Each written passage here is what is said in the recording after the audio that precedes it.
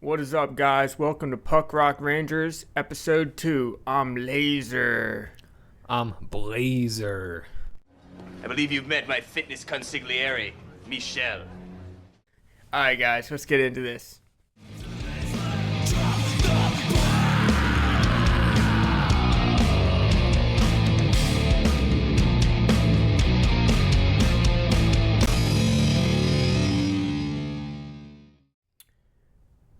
Alright, so a lot has been going on despite it being the off season, and I don't know about you guys, but I've been missing the hell out of some hockey. Same.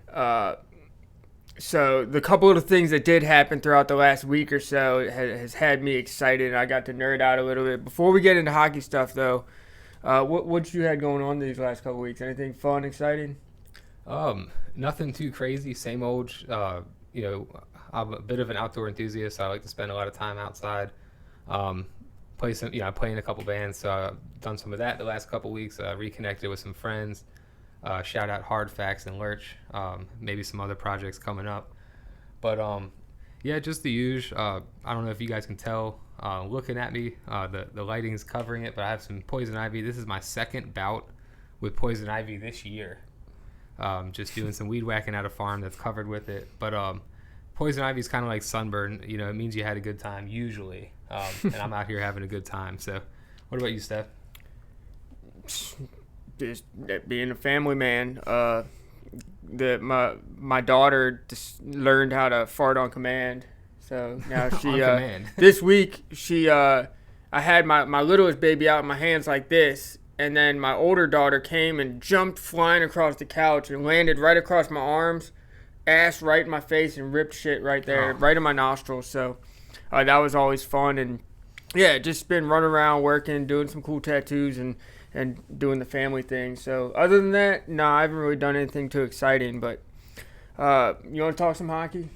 Yeah, we'll transition from poison ivy and farts into I know you wanted to talk about the shoulder check game, dude.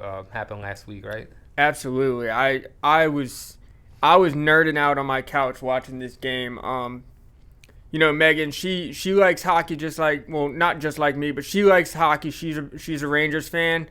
But when I was like when we were just sitting in the living room watching this game, I do this thing where I get all like hyped up, and I'll try to I expect her to be as hyped up as I am because there's Rangers out there.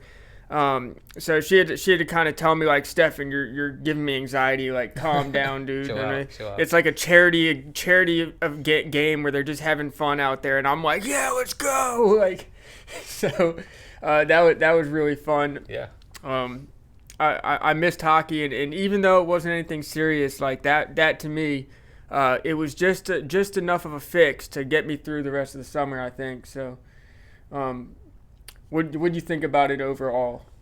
I enjoyed it. I didn't catch the one last year. I saw some highlights, and I know Kreider, I want to say Mika, and maybe even Trouba was in on that one last year.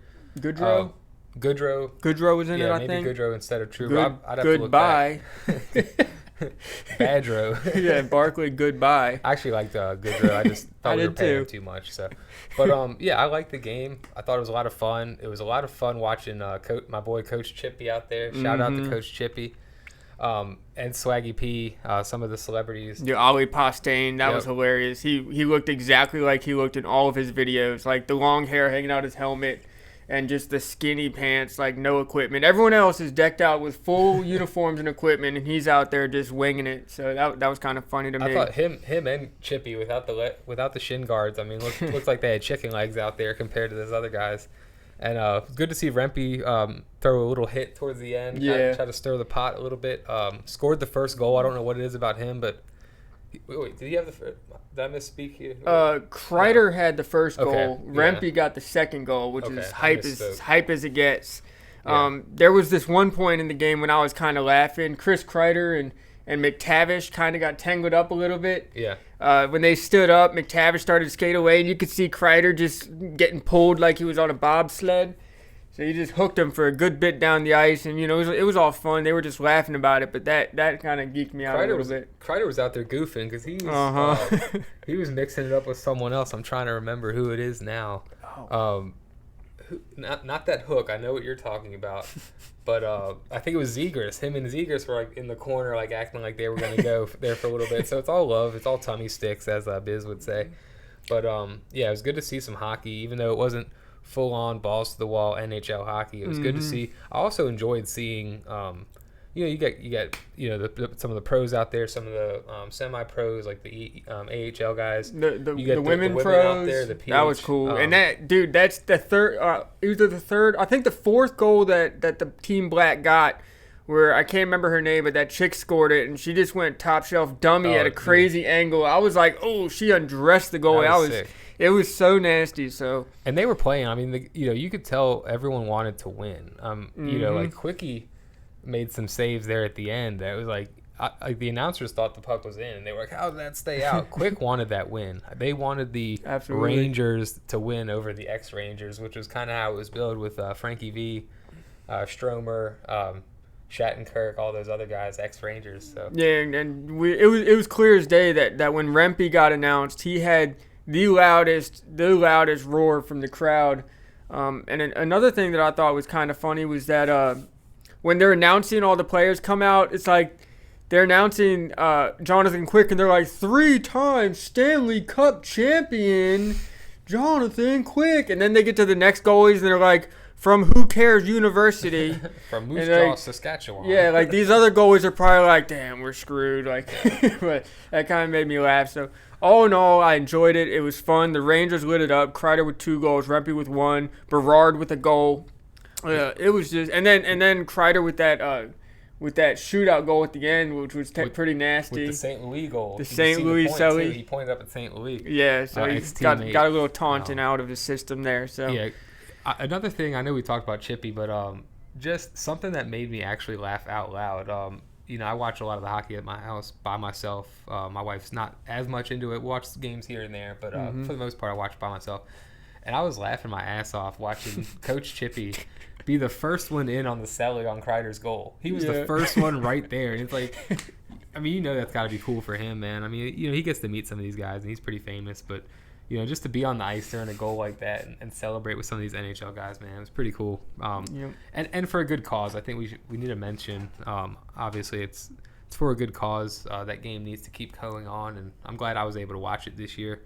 Who knows, maybe we'll ride up for one time. And it reminded me a lot how here in Richmond they have this other game called Jeremy's Game.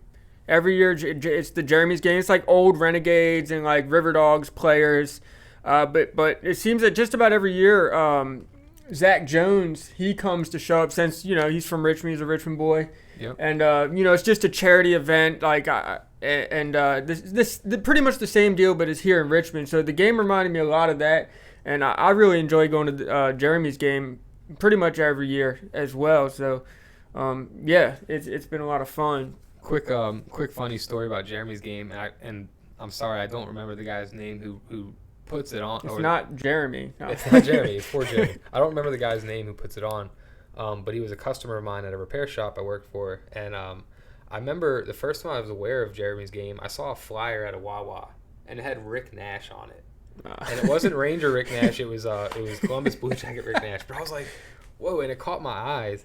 And I talked to the guy, and he goes, yeah, I got in a lot of shit for that. Putting Rick Nash on the flyer. He wasn't going, or he wasn't affiliated with the game. Yeah. Rick, come see not everyone but Rick Nash. I thought that was pretty funny. Just slap an NHL superstar on it, and people will show up. That's awesome. But yeah, that was a couple years ago. I just thought that was great. I mean, anything for the charity though. Like, raise that money. If you gotta say that Wayne Gretzky's gonna be like, what was that movie with the Danbury Trashers? Yeah. When they hyped everyone up, they said, "Oh, we got Gretzky," and then when it comes to introducing them, like, you've heard of the great one, this is just the good one. It was Gretzky's brother. So like they hyped it all up. They got Gretzky, and everyone was like, all like no way. They couldn't believe it, and then it ended up being his brother. So do what you got to do to get the crowd going, I guess. But yeah. So you want to talk about the thing that's a little bit more serious and a little bit more dreary? Yeah, a little less upbeat. I mean, they're both at the root of it kind of based around unfortunate events. But Steph and I went back. We didn't watch it together, but we did watch the Hank documentary Open Heart, which is on Netflix right now. Definitely watch it. It's only like an hour 15, hour 20. It's super quick. A lot of info, a lot of memories. We were talking last episode about like Dan Girardi and Henrik Lundqvist and that team, and you get to relive some of those moments, some of the heartbreak, and you almost forget that Lundqvist almost suited up and played as a cap, as a Capital, and that would have been, awful. I mean, honestly, like fuck the Capitals, and that would have been terrible to see Lundqvist play for them. And they were like on fire, and like they were a good team. So with him out there, it's like, oh yeah. So happy, obviously happy that Lundqvist is healthy and living his life and is a dashingly good-looking, handsome man bastard about town, just doing his thing. But yeah, I'll get back to a couple takeaways. What did you think of the documentary as a whole? Well, I mean, the editing was pretty good. I mean, if I had watched it without super sad music playing in the background and the super close-ups of his like teary-eyed face, I'd be, I'm not crying. You're crying. Like, yeah. So, I mean, they did a good job in it's raining up today. Yeah, like they did a really good job, helping the audience to capture the emotions behind it. A lot of it was like his mental health as a result of all the medical stuff that happened to him. And I didn't know he had a twin brother either. So it's like, I learned that, and he looks just like him. So, two handsome bastards is better than one. I did know that he had a twin brother, but I did not know, and probably should have, that he played in the Swedish Gold game and that they won gold together. Yeah, I did not realize that. I thought I knew Joel played, but yeah, I was young, I guess, when it happened, and just was that detail was lost on me. So very cool, man. Imagine winning gold. I mean, the main part that got me through that whole movie is when he was talking about I wanted to play for the Capitals, but my heart said no twice. And I was just like, yeah, well, screw the Capitals. I'm glad your heart said no. I mean, I don't want you to be injured or hurt, but I don't want the Capitals to be that good either. So, all in all, I'm glad he's okay, and I'm glad he figured it out. Because also, a lot of the movie was about his journey on how to get over it and how to find happiness without hockey. And, he's a big part of the hockey media world now, too. So, all in all, it was a good movie. I'm glad I watched it. I learned some things. And I definitely did not cry. Megan definitely didn't see me cry. So, there's that. Yeah, well, yeah, I mean, it was a lot to take in. And, watching, I think part of the sad thing, too, is watching the Rangers do him like they did. No, they did him dirty. Did him kind of dirty. There was that three-headed goaltending monster for a couple seasons of Georgie, Igor, and Hank. And I don't know. I'm not a coach. I don't know how I would have handled it.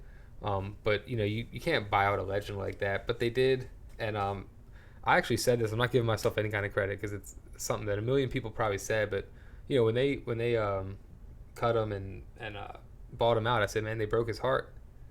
And that's what happened eventually is, he had heart conditions, and I know it's different. It's not the same, but you can't help but see kind of the correlation between like ripping someone's heart out, and then them having heart problems later. It was just kind of a funny thing. But yeah, glad he's okay, doing his thing. I love seeing him on the games too. Him and Gretz picking on Bizanet is always. Oh, they lay into him. They lay into Biz every time. I mean, Biz is I love Spit Chicklets, but those guys are clowns. Dude, I mean, Paul Bizanet, if you're watching this, like, you better start respecting the Rangers because you are the worst hot take machine in the entire industry. Every single hot take you make ends up being the worst. Like, 2 years straight? Where he said that the team wasn't going to make the playoffs, and they ended up winning the President's Trophy 2 years in a row. Not only his hot takes, but his if he rides with the team, they're doomed. And I like Biz. I think he's funny. I like watching him, but at the same time, like, come on, man. He's always talking shit about the Rangers fans, and it's like, we're not all bad. That's like a girl saying all guys are assholes. He's talking about us Rangers fans. He's trolling, man. I know he is. I bounce back and forth. There's times where I'm like, damn, why does he hate the Rangers? And I'm like, no, he's fucking with us. But then when the Rangers start doing good, he's right there. He's right there. He's right there to be like, oh, hell yeah, Rangers, boys. Like, First in line to jerk off the Rangers when they're doing well, but so I think he just likes getting a rise out of the ones who are like irrational Rangers fans, and that's definitely not us. totally rational all the time. So, I want to do this thing where we kind of we do mock lineups. I want to do a mock lineup. So, I wrote up some mock lineups, and it was not easy for me. As I was putting the players within the respective lines that I thought they would fit best in, I came to the realization that this team is really good. I was like, we have 6 or 7 players that could easily be in the top line, and then when it came, it's like I can only think of 1 or 2 players that really should be like solid fourth liners. Like I think 2 or 3 of them. Besides that, it's like all the players we got are either like young upcoming talent or like already like right there, just need a piece to like complete. So it took me a little while to actually come up with this list, but for my first line, I got Kreider, Mika, and Laugh. I'm gonna take Laugh off that second line. I'm gonna put him up there with the big boys. He's breaking them up. I'm breaking them up. I don't care. No, and we're not talking about the Lovebirds. He's breaking up Bread, Troach, Laugh. Yeah, so I'm gonna break them up, and I'm gonna give another guy on that line a chance to prosper, and that's gonna be I'm gonna put Smith on that second line. Smith with Bread and Troach. I think that, from everything we know, Smith is a pretty decent player, and he may not have done that great with the Penguins, but if you're playing with Troach and Bread, like, you got to do something good. And I think Laugh proved it in the playoffs that he's able to go out there and do things, and he doesn't have to – he's not the one relying on these other guys. Like, he was the guy. So, like, why not put him up on that top line to see if he can get Mika and Kreider going? Third line, it's going to be like the new revised kid line. I'm going to get Cooley, Hedel, and Othman. I'm hoping Othman makes it into the lineup this year. I just think it would be a fun lineup to try. I mean, if it don't work out, there's plenty of other options, but I'm just saying that line might be kind of fun to watch.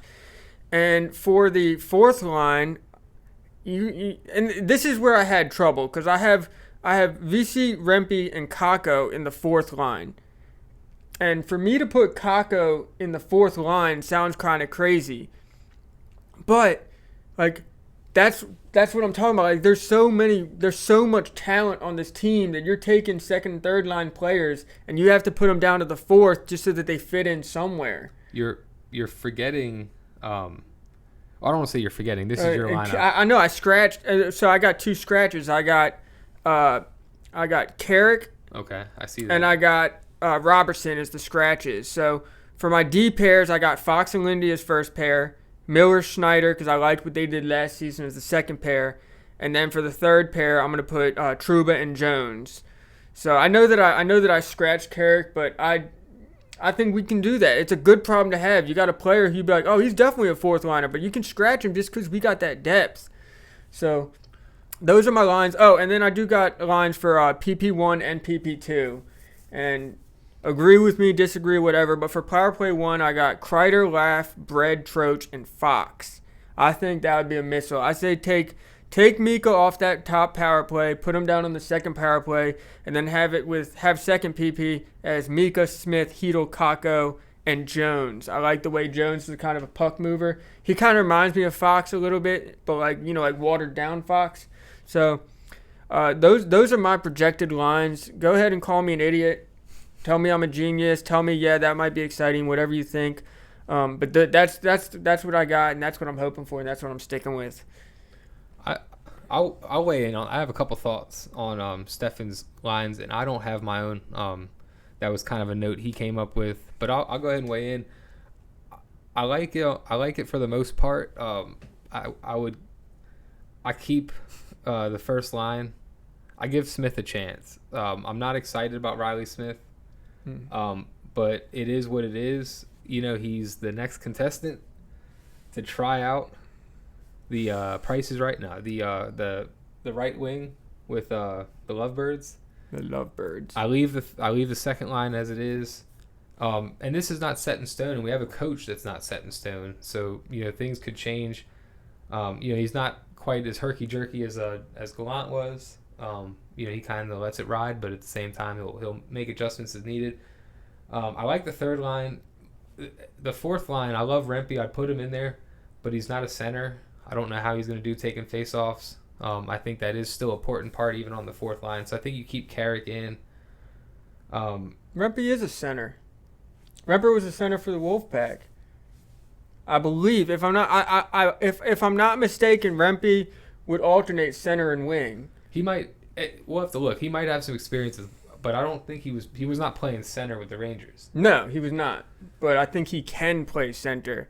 And that reminds me of the other That might behemoth. be a hot take there, but that's that reminds me of the other behemoth who I didn't even mention, which is like Edstrom, and you could say he's ready for the big leagues too. Like, well, I liked what I saw last season. So, and I'll actually go with that, because the fourth line I'm kind of dreaming of is the Twin Towers. You got Edstrom, Rempe, and I guess now Carrick or Johnny Brodzinski. Whoever plays I didn't better. even mention him. I didn't even get him in the scratch list. That's crazy. Yeah, so it is what it is, man. It's late July. We're invested, but things are happening outside of Ranger world. So I think the power plays. I think you're onto something. I do. It's funny because I'm saying keep Mika and Kreider together, but I kind of like breaking them up on the power play. It went stale. It doesn't hurt to try things. If it doesn't work, you go back. Put Laugh up there. But give Laugh a chance. I mean, look what he did without PP1 time. And with that said, if you're going to move Mika down, you give PP2 more time. It's not, 30 seconds, 25 seconds left, dump the puck. A minute and 45 seconds for PP1, and then spread the wealth a little. You see good teams in this league operate with 2 power play units. You don't, and there's both ways. I mean, there's teams that do like the Rangers too, where it's kind of, heavy on power play 1. But I think you mix it up, and you mix up the time on ice, where it's maybe not quite even, but more of like a 60-40, that kind of thing. And you see what you got with both units instead of just trying to drag that one unit out for minute 40 and then dumping the puck when there's no time left for power play 2. So. But that's my take. Are you on board with the D pairs I got? I'm on board with the D pairs. I wouldn't change a thing. Well, that's if Lindy's even with us, because he still hasn't signed. And a funny thing is, I was looking at the Rangers roster today on NHL.com. I know what you were doing. Lindgren is. I know exactly what you were doing. We'll get to that in a little bit here, but I know exactly what he was doing. Looking at the guys. That's neither here nor there. But God, you distracted me. But Lindgren was not listed as a defenseman on the Rangers, which we know we're going to sign him. We're pretty confident on that. But he was not listed as a Rangers defenseman, which I thought was very telling.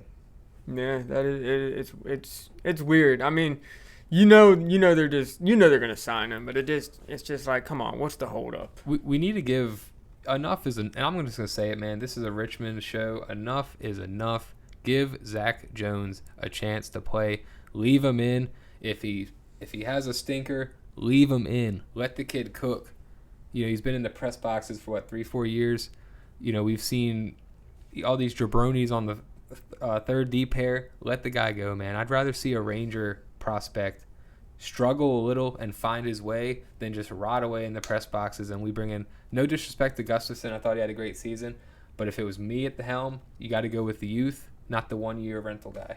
Yeah, I mean, there was times last season in the few games he did play where he looked like he was, beyond ready. He proved himself, and it was clear as day that he was ready to be out there and wanted to make things happen. It's like I clearly remember we would be watching a game and you'd see nobody at the blue line, and the other team would be going to the defending team would go to clear the puck, and then off the side of the screen out of nowhere, you see Jones just fly in and save the puck and keep it in there and keep it in. Just things like that. Like, he's got the work ethic. He's from Richmond, if we didn't say that already. And, I just think he's got potential, and I think he's ready. So, with that, just give it to him already. Well, just throw him a bone. And, I know things aren't really working out that great with Trouba right now, but man, I kind of like the thought of a Trouba and Jones third D pairing. You got the guy that doesn't mind laying the boom, laying the hits, fighting, mucking it up, clearing the net. Then you got a guy who can break the puck out, who's not just going to throw it up the boards and turn it over. He's a puck mover. You know, I'm a Trouba fan. It's hard to be that right now. But, I mean, good God, if that guy sends the puck up the boards to a opposing team defender one more time, oh, my God, I'm going to snap. It's just like, come on, dude. And the another thing the Rangers are doing a lot in Trouba is not smart or good enough to do this. Sorry, is those blind passes up the slot from behind the net. Cut the shit, Troubs. All right, I hope you see this, Trouba. You're my guy, but come on, we're counting on you, man. So I was gonna make a transition real quick. What you got? Something I wanted to bring up, and he's come up a little bit. One of these guys, the other is not so far, and we can kind of tackle both in the same conversation. Is the Igor and Lindgren contracts? We have some other contracts on this team coming up the next year, but these are the ones that are kind of coming up now. You know, Steph and I, neither one of us are GMs. You know, we don't know all the details, but you know, kind of what the story is going around, the rumor going around with Igor is that his camp is asking for what, $12 million or $12.5, which would eclipse 14% of the cap. 14% of the cap, which was another rumor going out. None of this is verified; it's all hearsay. But you know, obviously, Rangers Nation is up in arms over it and split. And I'll let you go in first on Igor, then we'll get to Lindgren. You're Drury. You just woken up from your summer-long slumber. What are you doing? If I'm Drury, I'm gonna try to talk him down a little bit. I think 12 is high as balls. And I'm just putting this out there real quick. I'm not trying to cut you off. Yeah, go ahead. We don't even know. We the people don't even know. We the Ranger fans don't even know if 12 is the exact number he's looking for. It's all hearsay. Hearsay. But so you asked me if I'm Drury and Igor comes up asking for 12 and change, what am I going to do? I'm going to try to talk him down a little bit. I mean, he is such a good goalie. He was one of our best players in the playoffs and the regular season. He's consistent. I mean, he had a little lull last season, but I mean, that's to be expected. Everybody goes through lulls here and there. But he came back from the All-Star break, and then he just didn't give up. He just, after that All-Star break, he came back and he let everyone know he was here and he's serious. He means business. He played like he was going to ask for $12 million in a contract soon. Yeah. So I don't know though. Like you think like if you're going to win a Stanley Cup, you got to be able to afford great players too. Like imagine if we had a goalie who was like really good but not really great. So like not Igor good, but like maybe like a level or two down, and you could pay him like $5 million less to have like one step down of a goalie. I don't know, man. Like I love Igor, but I don't know if I'd be able to say no to that and then use $7 or $8 extra million in cap to just deck out your lines as good as possible. Like just to strengthen all. Like we already have a strong team, but imagine if you had $7 or $8 million more in your cap space to try to strengthen the things we have. We wouldn't have a fourth line. We'd have 3 first lines and a second line, literally with $7 or $8 million more dollars. So there's a couple of different ways to look at it, and the main debate right now amongst Ranger fans is, do you need an elite goalie to win, or can you win with a so-so average goalie? And the truth, I think, lies somewhere in the middle. It's a lot like football, the NFL. You got your top-tier quarterbacks that are getting paid, and those guys win sometimes. But you also got guys like Nick Foles. I'm going back to like the Ravens with Trent Dilfer. I'm trying to think of some other guys. But, you get these quarterbacks that just, are on a good team, and the team is good enough to win with an okay quarterback. Same as in hockey, where I think it comes down to what the makeup of your team is. And the Rangers kind of went seamlessly from Lundqvist into Igor and have kind of relied on elite goaltending for a long time. And that's kind of shaped their game. So I think for a team like the Rangers, it's part of your identity, and it's important to have that goalie. So do you give him 12 and change? No, you don't. No, and it's not my money. But I try to get him down to about 10, 10.5, maybe 11, and even then, what's the difference between 11 and 12? 1 million. What are you going to do with that? Yeah. So it's a tough one, and I don't mean to be a wishy-washy bastard, but I don't really know, like, gun to my head, what I would do.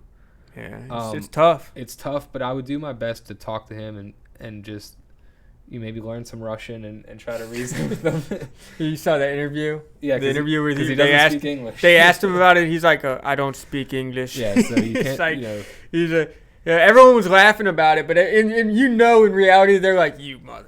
Yeah, it's one of those like you piece of crap. Just answer the question. Laugh already. it off, but real shit. Like, we need to figure something out. It's like, we better laugh because this guy's Russian, and we know how Russians can be kind of crazy sometimes. So let's just laugh. Something I missed. This is we'll sidetrack for a second, but a couple of seasons ago, we got these really funny interviews with Igor and Panarin, and their awful, terrible translator, and they stopped doing them. It was gold. It was gold watching this translator.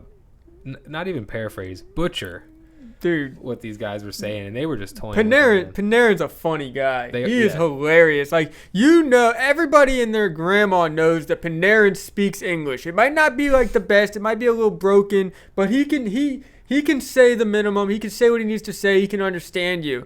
But if any media or any press comes up here and they'll ask him a question in English, he answers in Russian, and everyone's just like, "What is he saying?"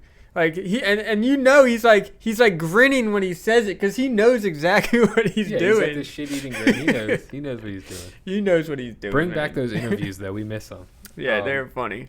And then Lindgren. Lindgren's kind of everyone's talking about my Ranger crush. Compares him to Dan Girardi because it's kind of a similar situation. Dan Girardi was the guy that would jump in front of the puck. Go into the corners and muck it up. Mm-hmm. Towards the end, he didn't fight so much, but I remember he got in some bangers early on, man. R.I.P. Scotty Hartnell. Mm-hmm. But towards the end, the injuries got to be a lot, and his game stepped. But I think the difference here, is, and I don't remember exactly how old Girardi was, but I want to say Girardi was like 30 years old, and they signed him for a 6-year contract. This is a different situation. Like, this guy's 25, 26? Yeah, he's 25 or 26. He's a young guy. He looks older, though. He's been through it. He's been through it. He's been through it. And guys know, this guy's going to take a hit, so I'm going to give it to him, And I think as the season went on, he actually looked like he got a little better at kind of preparing himself or bracing. But Biz Nasty calls him the Badger. The Badger, and he is. The Badger. He is. He's tough as nails, dude. But as far as the contract with him, I'm kind of more in the camp of like 3x5. Just $3 million, 5 years. I was 3.5. $5 million 3 years. $5 million 3 years. That's a number that's going around. Like I said, I'm not a GM. I'm thinking more of like 3.5 or 4. Maybe even just 3 years. Maybe like a 3-year bridge or something. Maybe I'm crazy for 5. Maybe 4. I mean, is he gonna live for 5 more years? Like maybe a 4-4. Is that like the way he goes, like he goes in there corners, like give him a presidency. 4 years, $4 million. 4x4. I could live with that. I could live with that too. I could live with 4x4 because and on top of that, like the chemistry him and Fox have, you take him away, we might not get to see Fox be Fox as much. I mean, we know that when Fox is out there with Lindy, we know what to expect with Fox. So I'd say just give him what he's asking for. He's probably not. He seems like a good guy. He's probably not going to ask for a crazy high number. He'll probably stay fair. He seems to really like playing for the Rangers. So I'd say just give him what he asked for. So, and that reminded me, now since we've been talking about Lindgren, in our last episode, we were talking about players that you could have on your team if you could pick any player. And I completely neglected to mention that I'm a Hagel fan. I love Hagel. Brendan Hagel? Yeah. Like, and the reason I just brought that up now is because he reminds me of an offensive version of Ryan Lindgren. Like, just kind of like gritty and gets in the hard areas and he's in your face a little bit. Like, Brandon Hagel, I'm a big Brandon Hagel fan, so I just wanted to throw that out there before we move along to whatever Hagel, and you'll probably notice this, Steph and I both like prick players, and Hagel's a little prick. So yeah, I tend to like those guys, man. But he's my prick. So, all right, we've probably been going for a bit now. We're gonna end it with something kind of fun, and I do want to shout out one of our viewers. One of our viewers said that Palmer here looked like Mika Zibanejad. He got on the post and commented. He said, "How'd you get on there with Mika?" So I was just like, "That is good." Smoked him. As the recipient of that comment, I will say that is either the greatest compliment I've ever received or the biggest slight to Mika he's ever received. So, but I'll take it. I'm here for it, especially with the poison ivy all over my face. It made me feel a little better about my situation here and that. So that's going to bring us to it. We're going to end with something fun, and we're going to bring up a couple doppelgangers, Ranger doppelgangers. Last episode, Palmer said that Will Cooley looked like Roger Klotz. And I know, and earlier when I was laughing at him about why he was looking at the roster, he was looking at the roster because I know he wanted to find some doppelgangers to talk about. I was doing my homework, and I wasn't thinking when I said that a minute ago, and basically outed myself. But yeah, that's exactly what I was doing. I feel a little unprepared for this. You know, Stefan, I, and our older brother Wayne have always kind of played. We call it the celebrity game. I think when we were kids, we didn't know the word doppelganger, but we called it celebrity game. So I still kind of call it that. And I'm usually great on the fly. I've been thinking all day, kind of sweating it out, but I have two I think are kind of good. I'll let you go. You one, me one, you one, me all one. Right, I'll go with my Ranger one, and then I have a non-Ranger one. So the Ranger one first. We're gonna take it back a little, and this is a guy that came up in the episode earlier, Rick Nash, who was my wife's Ranger crush back when he was playing. I always thought he kind of looked like that child actor, and I don't even know if you're gonna know who this is. That dude Haley Joel Osment. He was in like The Sixth Sense. He was in like. Dude, no, I do not know who that is. Hey, dude, what kind of name is that? Well, you're like this guy with a crazy name. You'll find this out when you look him up. He is like, his claim to fame is for being kind of like a has-been. Like, he was a child star. I think he got into some trouble or some shit went on. I don't know. And now he just doesn't do anything, and he's like quasi-famous. But yeah, he definitely is like a little chubbier version of Rick Nash for sure. That's what I always thought. And if I'm wrong, Ranger fans, tell me I'm an idiot. Tell me I'm a dope for that one. All right. So is it my turn? Yes. I'm gonna say Mika Zibanejad is Dave Navarro. I think he just looks like Dave Navarro without the tattoos. So that's my doppelganger for number one. And you said you got another one? Yeah, my other one, and hell, this guy came up too. So it's funny that we're coming full circle here. But Ray Whitney, the Wit Dog from Spittin' Chicklets.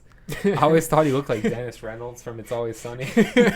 That's good. And that's one that was cracking me up. I actually did send those pictures to my wife earlier because she's a big Sunny fan. And she didn't tell me I was completely wrong. I mean, they have kind of the same shape, head, and everything. And I think part of the comparison here is their personalities. They're both douchebags. They're both, pretty full of themselves and, kind of arch at times. So. All right. So I'll end it with my final doppelganger, and that's that Chris Kreider looks like Randy Marsh. You see that? Randy Marsh from South Park. So that's. I don't see that. But when you see him side by side, you'll see it. I'm gonna continue on the South Park thing, and if Stefan didn't say anything about South Park, I was not gonna say this, but since you went there, it's been in my head forever. I've always thought Igor looked like the way South Park depicts Canadian characters. And I thought that's what I literally thought that like Terrence and Phillip looked just like Lafreniere. Yeah, I thought Lafreniere looked like Terrence, or whichever the blonde one is. Is that him and Heedle? Yeah, well, Heedle's not Canadian, but either way, he does have that flappy jaw. So. Well, Igor's not Canadian, but I just always thought he looked like that. Yeah. But any more doppelgangers? Nah, we'll have to get back with some later on. That's all I got for now. So, I think that's pretty much. We've been going for a good while now. Do you have anything else that you want to say before we end this? No, just thanks for tuning in. Thank you to all that checked out the first video. Yeah. The numbers were actually better than I expected, and it really is touching. We appreciate that. Please consider follow, subscribe. Keep an eye on us. We're on Instagram, probably a Facebook coming soon. But yeah, we're just gonna keep doing these videos for you, man. For the Ranger fans, we're gonna try to find a way to fuse music into this somehow, but it's gonna stay pretty hockey themed. And yeah, just appreciate it, man. Tell your friends, Ranger fans or not.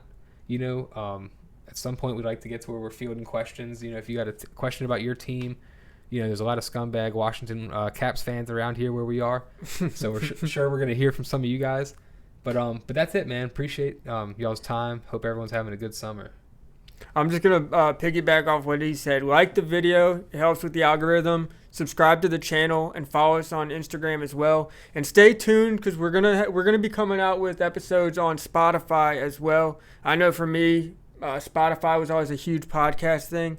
So that's where I listen to the majority of my podcasts. So just stay tuned, and thank you guys for listening and watching us. And hit us up in the comments section if you got some Ranger doppelgangers. I feel like we came up with some decent ones. We'll have to go back to the drawing board. But yeah, hit us up. If you got some Ranger or NHL doppelgangers. Just man, any hockey doppelgangers. Hit us up with the doppelgangers, guys. So any last words? That's it. Forever hold your peace. That's it. Until next time. All right, take it easy, guys.